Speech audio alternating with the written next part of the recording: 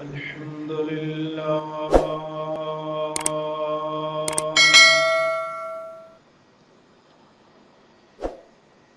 الحمد لله وكفى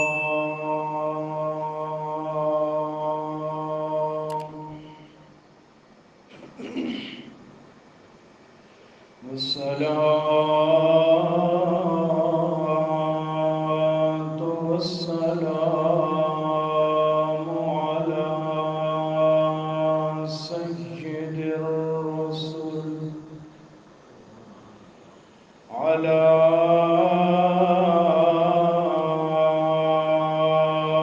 سيد الرسل وخاتم الأنبياء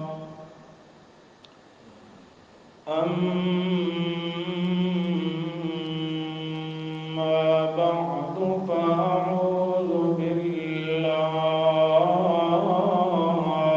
من الشيطان الرجيم بسم الله الرحمن الرحيم ألف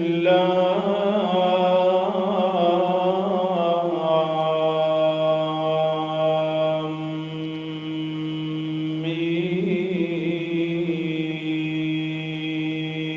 ميم ذلك الكتاب لا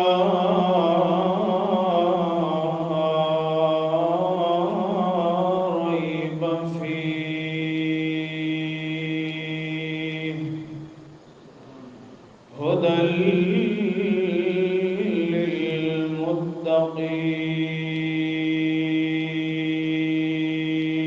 للمتقين سبحان ربك رب العزة عما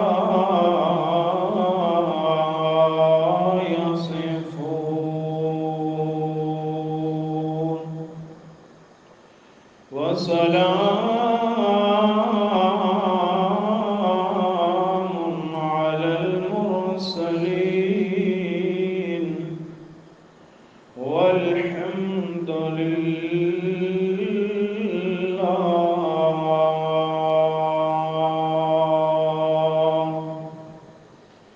الحمد لله رب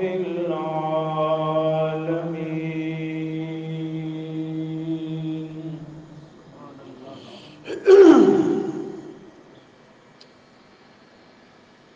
قالوا سبحانك لا علم لنا إلا ما علمتنا إنك أنت العليم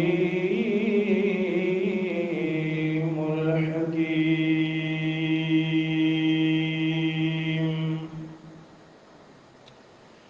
رب زدني علما رب زدني علما رب زدني علما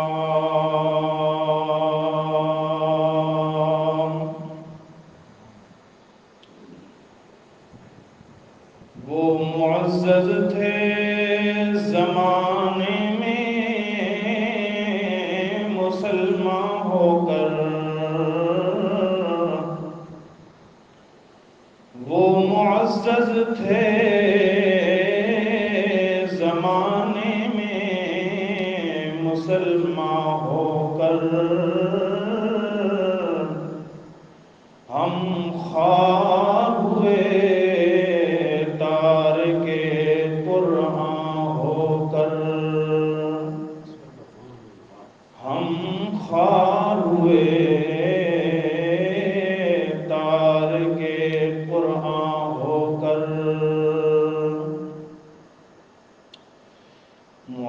معزز وقار سامعین محترم،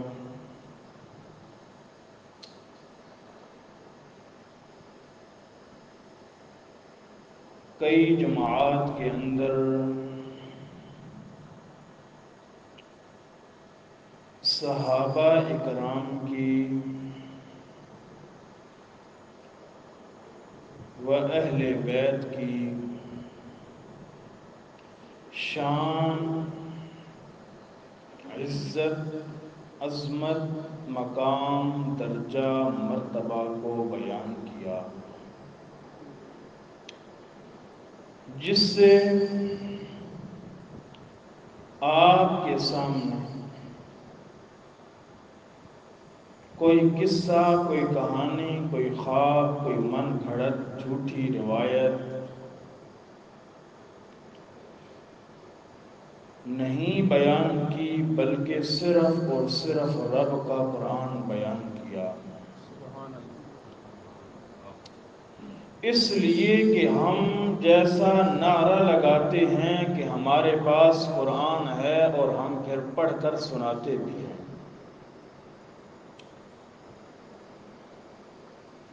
حضرات، صحابہ کرام کی عظمت و شان قرآن مقدس کے اندر سے بیان کی اور آپ نے سنی۔ مجھے یقین ہے کہ آپ کے دل کے اندر نہ پہلے صحابہ کا بغض تھا نہ اب باقی ہے،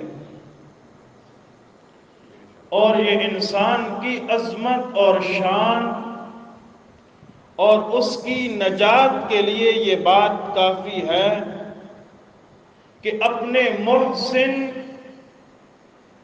کے احسان کو یاد کرتے ہوئے اس کے بارے میں اچھا گمان رکھے، اس کے بارے میں بغض نہ رکھے۔ تو ہم الحمدللہ حضرات صحابہ اکرام کے بارے میں اپنے دل کے اندر صرف عظمت اور شان نہیں بلکہ ان کا دفاع کرنا اور ان کی عظمت و شان کو بیان کرنا اپنا فرض سمجھتے ہیں۔ تو میں یہ عرض کر رہا تھا کہ میں نے ان کی شان عظمت کس کتاب سے بیان کی؟ قرآن مقدس سے۔ تو آج میرے خیال کے مطابق آپ کے سامنے عظمت قرآن کو بیان کیا جائے۔ آپ نے بڑی عظمتیں، بڑی شانیں، بڑی فضیلتیں، بڑا مقام، بڑا درجہ، بڑی باتیں قرآن مقدس کی عظمت و شان میں سنی ہیں، لیکن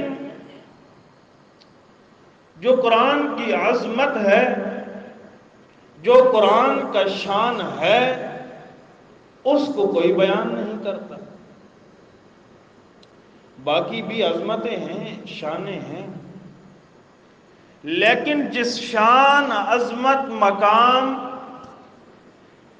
کا سبق اللہ نے اپنے پیارے محبوب محمد مصطفیٰ صلی اللہ علیہ وسلم کو دیا اور اللہ کے رسول نے اس پر عمل کر کے دنیا والوں کے سامنے نمونہ چھوڑا، نہ آج مولوی بیان کرتا ہے، نہ پیر بیان کرتا ہے، نہ سید بیان کرتا ہے، نہ خطیب بیان کرتا ہے۔ اصل وجہ یہ ہے کہ جو اصل چیز ہوتی ہے اس کو کوئی چھیڑتا نہیں ہے۔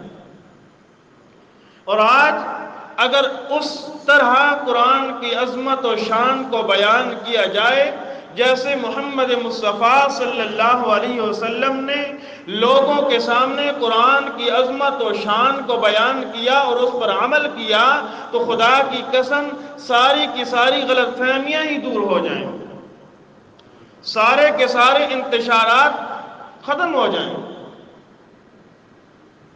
مگر بیان کرنے سے پہلے اس کو برادری سے بھی ڈر لگتا ہے، اس کو اپنے پیر و مرشد، اپنے مولوی سے، اپنے رشتہ داروں سے ساری باتیں سوچتا ہے کہ اگر قرآن کی عظمت بیان کروں گا تو سب ناراض ہو جائیں گے، پھر کہتا ہے یار جی ہوں پہلے کم چلتا پہ میں آ چلا. لیکن الحمدللہ ثم الحمدللہ اللہ کی توفیق سے اس منبر سے حق و صداقت کی آواز ہی اٹھے گی، جھوٹ اور قصے کہانیوں کی آوازیں آپ کے کانوں میں کبھی نہیں آئیں.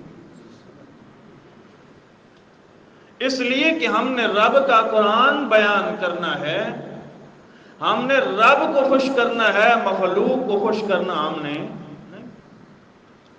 جن لوگوں نے مخلوق کو خوش کیا، رب کو ناخوش کیا، رب کو ناراض کیا، تو اللہ قیامت والے دن ان سے ناراض ہو جائیں گے اور کہیں گے جن کو خوش کیا ہے بدلہ بھی ان سے لے لو، مجھ سے کوئی چیز نہیں. اس لیے ہم نے رب کو خوش کرنا ہے. ہمارا عقیدہ اور نظریہ یہ ہے کہ قیامت والے دن رب ہی کے ساتھ ہمارا سب کچھ تعلق ہوگا. جو کچھ اس نے فیصلہ کرنا ہے وہ اس ہی نے کرنا ہے، اس کے علاوہ کسی کے ہاتھ میں اختیارات ہو نہیں. اس لیے میرے دوستو، اللہ کے رسول نے ارشاد فرمایا، قرآن کی عظمت و شان آپ نے بڑی سنی.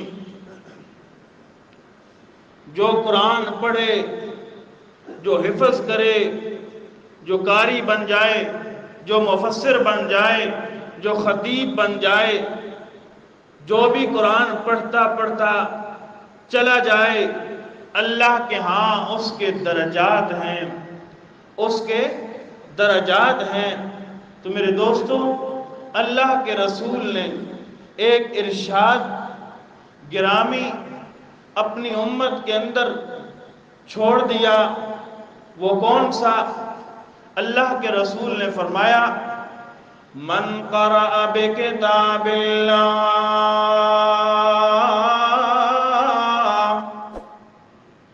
من قرأ بکتاب اللہ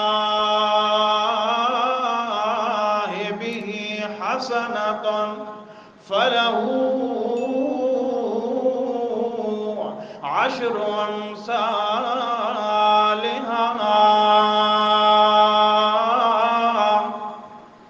او دنیا والوں، اللہ کے رسول کی بات کر رہا ہوں. اللہ کے رسول نے فرمایا، من قرأ بکتاب اللہ، وہ شخص جو اللہ کی کلام کو پڑھتا ہے. اللہ کے رسول نے فرمایا، بِهِ حسنۃ فلہ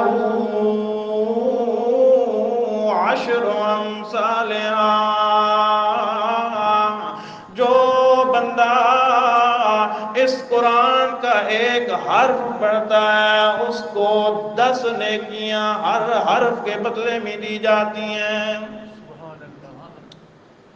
ایک لفظ نہیں بلکہ ایک حرف کے بدلے میں کتنیاں نیکیاں؟ 10 نیکیاں. اب آپ بھی پڑھو، الف لام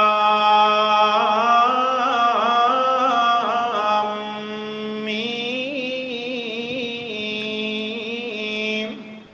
اس میں 3 حرف ہیں.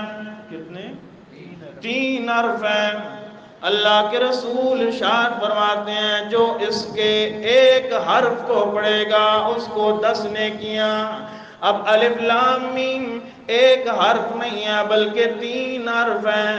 تو پتہ چلا الف لام میم پڑھنے والا انسان اپنی زبان کو 10 سیکنڈ حرکت دیتا ہے، اللہ 30 نیکیاں عطا کر دیتے ہیں. اور جو بچے پورا دن قرآن پڑھتے ہیں، پوری رات قرآن مقدس کے وہ اسباق، وہ تلاوتیں، وہ اسباق، وہ منزلیں اپنے ذہنوں کے اندر آتی رہتی ہیں. میرا دوست، ان ان بچوں کی شان تو دیکھنا جو ابھی تک بالغ بھی نہیں ہوئے، اللہ کا قرآن پڑھتے ہیں، گناہ ہوئی نہیں ہے، اللہ نیکیوں کے انبار لگاتا جا رہا ہے۔ اس لیے کہتا ہوں اپنی اولادوں کو قرآن پڑھاؤ نا، تمہاری بخشش کے ذریعہ بن جائیں گے نا۔ رب کے سامنے اللہ جب ارشاد فرمائیں گے، او میرے حافظ قرآن بندہ 10 آدمیوں کی شفاعت کرنا، پھر او والدین اگر تو نے اپنے بچے کو انگلی پکڑ کر مسجد میں لایا ہوتا، وہ بچہ پھر اپنے باپ کی وہ انگلی پکڑ کر یاد کر کے اس کی بھی شفاعت کر دے گا۔ اگر تو نے کہا نہیں سکول پڑھیں گے، ہیڈ ماسٹر بنیں گے، ڈاکٹر اور انجینئر بنیں گے، ان کے پاس وقت نہیں ہے، یہ وقت نہیں دوسرا وقت ہوگا، خدا کی قسم قرآن کے لیے جس کے پاس وقت نہیں ہے، پھر دنیا نہیں، دنیا سے بھی بڑھ کر کوئی چیز حاصل کر لے، اس انسان کو وہ دنیا کبھی بھی امن و سکون میں رہنے نہیں دے گی، وہ چیز انسان کو ذلیل کرے گی۔ اس لیے میرے دوستو محدثین نے اور فقہاء نے یہ بات لکھی ہے، جس آدمی کے دل کے اندر قرآن جیسی نور موجود ہو، قرآن جیسا دولت موجود ہو، وہ انسان دنیا کی کسی چیز کی لالچ اور حرص نہ رکھے، اس لیے کہ ساری کی ساری دنیا متاعن کمزور ہے، کم ہے، گھٹیا ہے، لیکن اللہ کا قرآن بڑی شان والا ہے۔ اس حافظ قرآن کے دل میں قرآن ہوتے ہوئے اس کو دنیا کی کسی چیز کی طرف نظر دوڑانے کی اجازت ہو۔ یہ ہے قرآن کی عظمت۔ یہ باتیں بھی آپ نے سنی، ایک آدمی ایک حرف پڑھے 10 میں، لیکن آج میں آپ کو کوئی اور عظمت اور شان سنانا چاہتا ہوں۔ یہ بھی اللہ کے رسول کا فرمان ہے جو میں نے آپ کے سامنے پڑھا، کہ جو آدمی ایک حرف پڑھے اس کو کتنی نیکیاں؟ 10۔ یہ بھی اللہ کے رسول کا فرمان ہے، لیکن اللہ کے رسول کا ایک اور فرمان ہے، آپ سنو اور پھر معاشرے میں نظر دوڑاؤ۔ قال النبی صلی اللہ علیہ وسلم من قرأ القرآن فالقرآن یلعنہ۔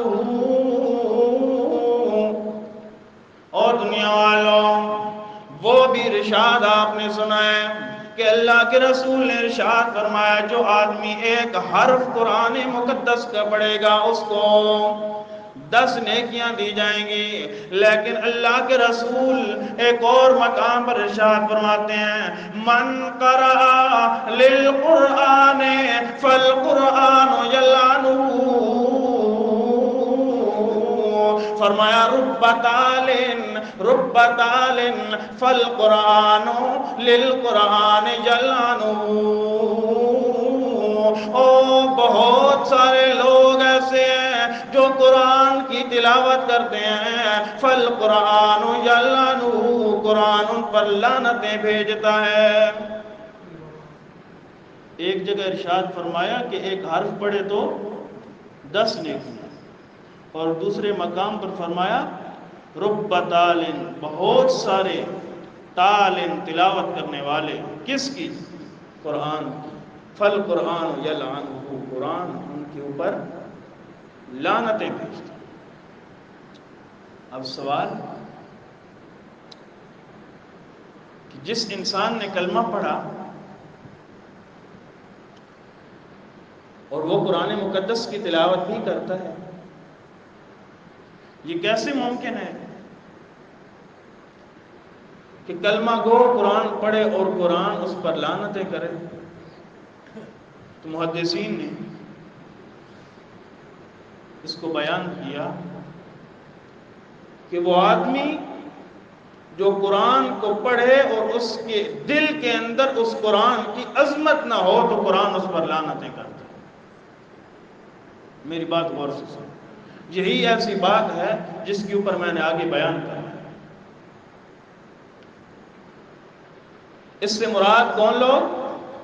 جو قرآن پڑھتے ہیں مگر قرآن کی عزت عظمت اس کے دل میں نہیں ہوتی، اور قرآن اس پر لعنتیں کرتا ہے۔ سوال یہی ہے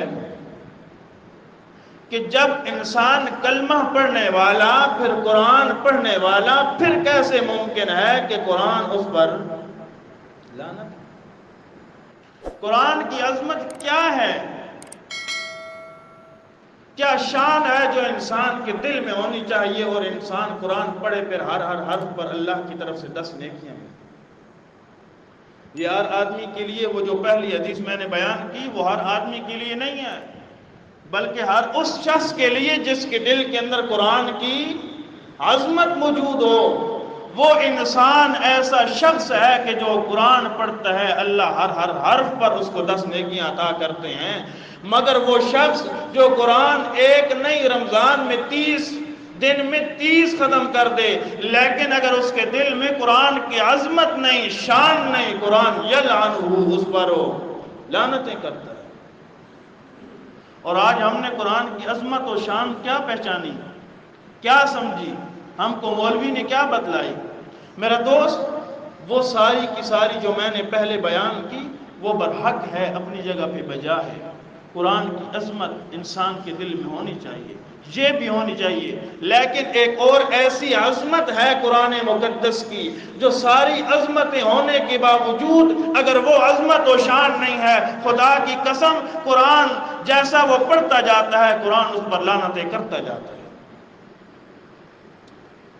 آج مولوی صاحب نے بتلایا قرآن مقدس کو بس چوم کر رکھا کرو، قرآن مقدس کو اونچی جگہ پر رکھا کرو، قرآن مقدس کو غلاف میں لپیٹ کر رکھا کرو، قرآن مقدس کو ختموں کی کتاب نہ جانو۔ صحیح؟ قرآن مقدس کو قبروں پر پڑھنے کے لیے نہ رکھو۔ آج مولوی نے ہمیں بتلایا ہے، کچھ صحیح بتلاتا ہے لیکن اصل عظمت و شان ہو نہیں۔ تو آج میں بتلاؤں گا تو آپ عمل بھی کرو گے انشاءاللہ۔ بہت چکی لگنا، داڑھی کاڑا ہے۔ اللہ اللہ، آج ہمیں لوگوں نے، مولویوں نے، پیروں نے، سیدوں نے، علماء سو نے، لوگوں کے وظیفے کھانے والوں نے، لوگوں کی جیبوں پر نظر رکھنے والوں نے ہمیں قرآن کی عظمت و شان یہ بتلا دی۔ او مقتدیو، جب قرآن کسی نیچی جگہ پڑا ہو اس کو اٹھا کرو، اونچی جگہ رکھ دیا کرو۔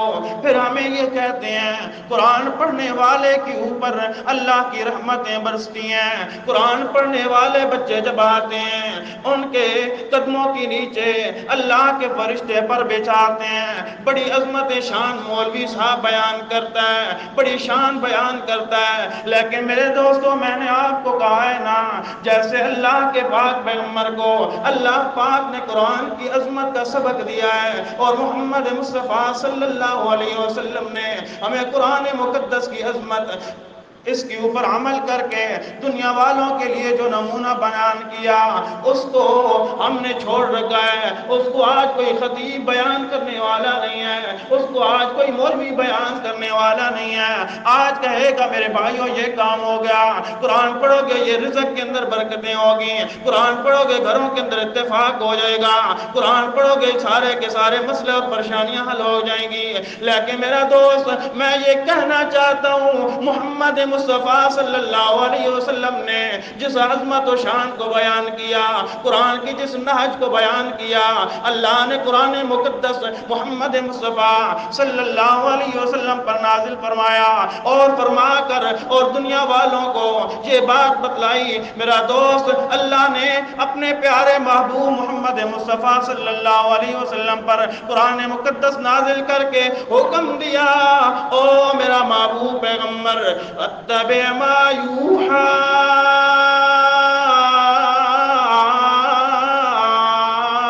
الیک۔ او دنیا والوں، اللہ کا قرآن ہے، اللہ کا قرآن ہے اور اللہ کا محبوب ہے۔ اللہ حکم دے رہے ہیں، قرآن کی عظمت کیا ہے؟ قرآن کی شان کیا ہے؟ او قرآن کی عظمت سننے والوں، او مسجد توحید و سنت میں آنے والوں، میں تمہیں بتلاؤں تو صحیح نا، محمد مصطفیٰ صلی اللہ علیہ وسلم نے قرآن کی عظمت کیسے بیان کی؟ یہ نہیں کہا، وہ نہیں کہا جو ہمارے آج کل مولوی کہتے ہیں۔ میرا دوست، یہ ایک ایسی عظمت ہے، اگر ساری عظمتیں دل میں نہ ہو، یہ عظمت ہو تو انسان کی نجات کے لیے کافی ہے، اور ساری کی ساری عظمتیں دل میں ہوں اور یہ نہ ہو تو انسان دنیا میں بھی لعنتی ہے قرآن کے روح سے، اور آخرت میں بھی رب کے سامنے سے دھتکار دیا جائے گا، ذلیل و رسوا کر دیا جائے گا۔ میرا دوست، قرآن کی عظمت و شان یہ ہے کہ جب قرآن کا مسئلہ آ جائے، پھر مولوی کی بات نہ مانا کر، پھر رشتہ داری کو نہ دیکھا کر، پھر اپنے سید کی بات نہ دیکھا کر، پھر اپنے مقتدا کی بات نہ دیکھا کر، پھر کہا کر جب قرآن آ جائے پھر آسمان اپنی جگہ بدل سکتا ہے، زمین اپنی جگہ چھوڑ سکتی ہے، برادری ناراض ہوتی ہے تو ہو جائے، رشتہ دار ناراض ہوتے ہیں تو ہو جائیں، سارا کا سارا کنبہ قبیلہ روٹتا ہے تو روٹ جائے، مگر قرآن کے فیصلے کے پیچھے میں ہٹو نہیں سکتا۔ یہ قرآن کی عظمت ہے، لیکن خدا کی قسم آج تم یہاں مسئلہ سنو، لیکن باہر جا کر تم کہو ہم مولوی صاحب سے پوچھیں گے، اپنے محلے کے امام سے پوچھیں گے، ہمارا پیشوا تو یہ نہیں کہتا، ہمارا ذاکر تو یوں نہیں کہتا، ہمارا سید تو یوں نہیں کہتا۔ اللہ کا قرآن کہتا ہے، محمد مصطفیٰ صلی اللہ علیہ وسلم کا فرمان ہے، ایسا شخص جو قرآن کا مسئلہ سنے پھر لوگوں کی باتوں کے اور مشورے کا منتظر ہو جائے، مولویوں کے مشورے کا منتظر ہو جائے، پھر سیدوں کے مسئلے کا مشورے کا منتظر ہو جائے، فرمایا ایسا انسان قرآن پڑھتا چلا جاتا ہے، اللہ کا قرآن اس پر لعنتیں کرتا چلا جاتا ہے۔ سمجھ آئی قرآن کی عظمت؟ اور اس پر اللہ کے رسول نے خود عمل کر کے دکھایا۔ آج ہم کہتے ہیں نا یار نہیں ہو سکتا قرآن دا مسئلہ بہت مشکل ہے، کیا کرنا، ساڑھا مولوی صاحب نہیں ہے جی گل آتا، ساڑھا پیر ہی گل نہیں آتا، ساڑھے گھراں نے اندر یہ پریشانی ہے، برادری ناراض سی رہتی ہے، کیا کرنا۔ لیکن اللہ کے رسول کی بات، اللہ کے رسول نے خود عمل کیا۔ میں تمہیں بتلاتا ہوں کیسے عمل کیا۔ غزوہ احد ہے، غزوہ احد ہے، حضرت امیر حمزہ رضی اللہ تعالیٰ عنہ اللہ کے رسول کے سگے چچے ہیں، اللہ کے رسول کے پاس آئے، سارے کے سارے لوگ صحابہ کرام جہاد کر رہے ہیں، لڑ رہے ہیں، آ کر کہنے لگے یا رسول اللہ، سارے کے سارے لوگ لڑ رہے ہیں، جہاد کر رہے ہیں، میں آپ کا سگا چچا ہو کر آپ کے پاس کھڑا ہوں، مجھے بھی اجازت دیجئے نا، میں بھی جاؤں اور جہاد کروں نا۔ اللہ کے رسول نے فرمایا اے میرا چچا، وہ لڑ رہے ہیں، لڑتے رہیں گے، تھوڑا صبر کر پھر چلا جانا۔ اللہ کے رسول نے جب یہ کہا، حضرت حمزہ دوسری طرف سے آئے اور آ کر کہنے لگے یا رسول اللہ، یہ میرے ہاتھ کے اندر کھجوریں ہیں، میں آپ سے ایک مسئلہ پوچھنا چاہتا ہوں، اگر یہ کھجوریں میں اپنے منہ میں ڈالوں، پھر ان کو چباؤں، پھر ان کو آگے نگل لاؤں، پھر مجھے بتلاؤ تو صحیح نا، میں ایک طرف جہاد میں چلا جاؤں اور مشرکوں کے ہاتھوں سے میں شہید ہو جاؤں، میں پہلے جنت میں پہنچ جاؤں گا، یا یہ کھجوریں چھپا کر میں اپنے پیٹ میں پہلے لا سکتا ہوں؟ اللہ کے رسول نے فرمایا او میرا چچا، سچی بات تو پوچھتا ہے، ابھی تک تو نے منہ میں کھجوریں رکھ کر چبائی بھی نہیں ہوگی، اللہ اگر تو شہید ہو گیا تو اللہ پاک تجھے جنت میں اس سے پہلے پہنچا دیں گے۔ اللہ حضرت حمزہ نے جب یہ جواب سنا پھر کہنے لگے یا رسول اللہ، اتنی جلدی جو جنت مل جانی ہے، اتنی جلدی جنت جو مل جانی ہے، پھر یہ کھجوریں کسی غریب کو دے دینا، میں جا رہا ہوں جنت میں۔ پھر یہ میں اللہ کے رسول نے اپنے چچا کو دیکھا جا رہے ہیں دوڑ کر مشرکوں کی صفوں کی طرف، اور اللہ کے رسول فرمایا کرتے تھے مجھے کسی نے بتلایا کہ جب تجھے اپنے باپ کی یاد آئے تو پھر اپنے چچا کو دیکھ لیا کرنا، تیرا چچا تیرے باپ کی شکل جیسا تھا نا۔ اللہ کے رسول رو بھی رہے ہیں اور اپنے چچا کے اس سوالیہ انداز پر تعجب بھی کر رہے ہیں، کیسے تعجب کے ساتھ، کیسے تعجب میں مجھے ڈال کر مجھ سے سوال کر لیا اور اپنی اجازت مانگ لی۔ اپنے چچا کی کمر کو دیکھ رہے ہیں، پیٹھ کو دیکھ رہے ہیں اور ساتھ ساتھ رو بھی رہے ہیں۔ کہتے ہیں حمزہ اگر تو چلا گیا پھر مجھے باپ کی یاد آ گئی تو میں کس کو دیکھوں گا؟ اللہ، حضرت حمزہ رضی اللہ تعالیٰ عنہ میدان احد کے اندر گئے، کافروں کی صفوں کو پلٹ دیا، لیکن لڑتے لڑتے لڑتے لڑتے شہید ہو گئے۔ اور میرا دوست یہ بات بھی سننا، پھر احد کے اندر ایسا شہید نہیں ملتا تھا جیسا حضرت حمزہ کو شہید کیا گیا تھا، ایسا شہید پورے احد کے میدان میں نہیں تھا۔ زبانیں لرز جاتی ہیں جب ان کے شہادت کا قصہ بیان کیا جائے۔ ظالموں نے ان کے کان کاٹ دیے، ان کے وجود کا مسئلہ کر دیا، ان کی زبان اور ناک کاٹ دی گئی، ان کے ہاتھوں کے پوروں کو کاٹ دیا گیا۔ تم محرم کے اندر سارے جھوٹے قصے سنتے رہتے ہو، میں نے تمہیں کہا ہے نا یہ سارا کا سارا جھوٹ جو محرم کے اندر بیان کیا جاتا ہے اس کی ایک ہی وجہ ہے کہ محمد رسول اللہ کے صحابہ کی قربانیوں پر پردہ ڈالا جاتا ہے کہ صرف محرم الحرام کے اندر حضرت حسین پر ایسا ہی ظلم کیا گیا، اس سے پہلے کسی پر ایسا ظلم نہیں کیا گیا۔ میرا دوست آپ پڑھنا حضرت حمزہ رضی اللہ تعالیٰ عنہ کی شہادت کا واقعہ نا، تیرا دل رو پڑے گا، تو زبان سے اس کو بیان نہیں کر سکے گا، تو دماغ سے اس کو سوچ نہیں سکے گا، ایسا ظالموں نے شہید کیا۔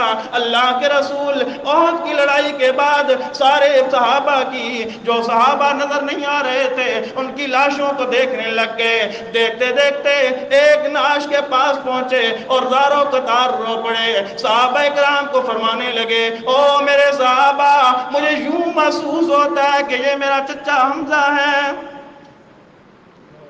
لیکن پہچانا پھر بھی نہیں، پہچانا پھر بھی نہیں پہچان سکتے تھے کہ یہ میرا چچا ہے یا کوئی اور ہے۔ اپنی پھپھی کو حضرت حمزہ رضی اللہ تعالیٰ عنہ کی بہن کی طرف پیغام بھیجا، او میری پھپھی آ کر اپنے بھائی کی لاش پہچان کر مجھے بتلا تو صحیح نا وہ کہاں پڑا ہے۔ وہ پھپھی آئی، آ کر اس نے حضرت حمزہ رضی اللہ تعالیٰ عنہ کے ہاتھوں کو اٹھا کر اللہ کے رسول کے سامنے کر دیا۔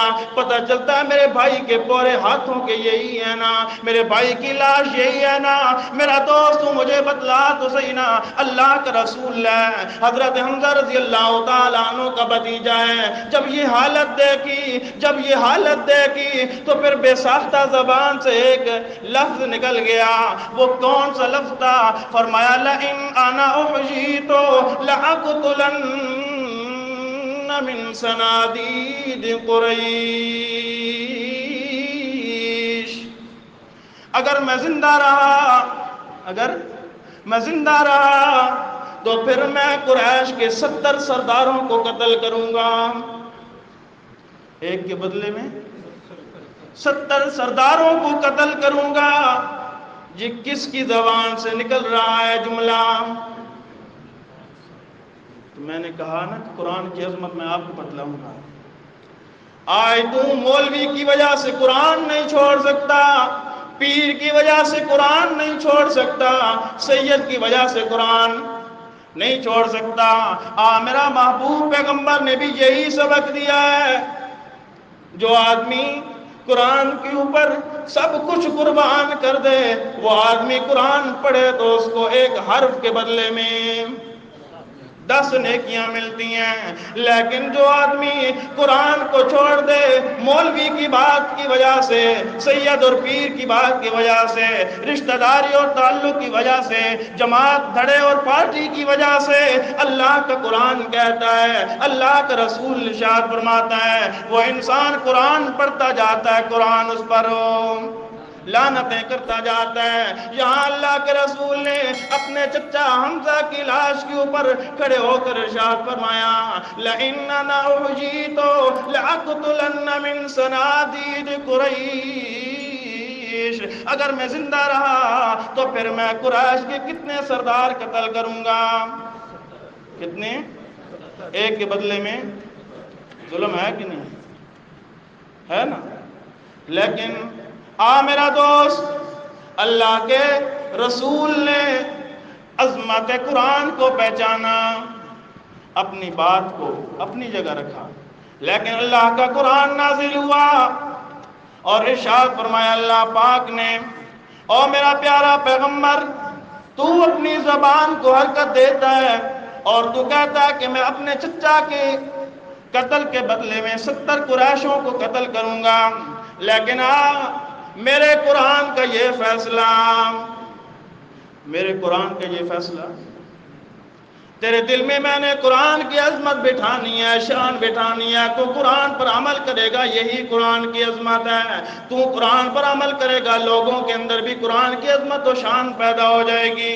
اس لیے اللہ کے رسول کو اللہ پاک نے ارشاد فرمایا او میرا محبوب پیغمبر، تو قرآن کے بارے میں تجھے تو پتہ ہی نہیں ہے کہ تو کیا کہہ رہا ہے، لیکن قرآن کا فیصلہ کیا ہے؟ فرمایا وَإِنْ عَاقَبْتُمْ فَعَاقِبُوا بِمِثْلِ مَا عُوقِبْتُمْ بِهِ،